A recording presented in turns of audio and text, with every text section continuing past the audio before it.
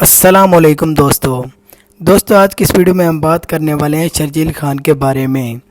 تو دوستو اگر آپ شرجیل خان کے فین ہیں تو ویڈیو کو لائک کر دیں اور چینل کو سبسکرائب کر دیں۔ تو آپ کا قیمتی وقت ضائع کیے بنا ویڈیو شروع کرتے ہیں۔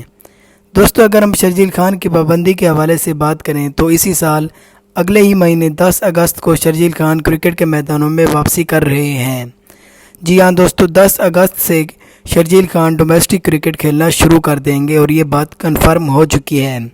لیکن دوستو اب سوال یہ اٹھتا ہے کہ شرجیل خان انٹرنیشنل کرکٹ کب کھیلنا شروع کریں گے اور ان کی پابندی کب ختم ہوگی۔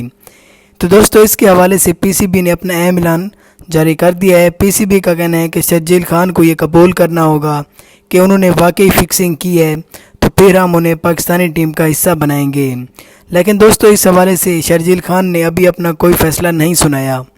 دوستو اگر شرجیل خان کو قبول کرنا ہوتا تو وہ پہلے ہی قبول کر لیتے کہ انہوں نے فکسنگ کی ہے۔ دوستو ابھی تک پی سی بی نے کوئی ثبوت بھی نہیں دیا کہ جس سے واضح ہو سکے کہ شرجیل خان نے واقعی فکسنگ کی ہے۔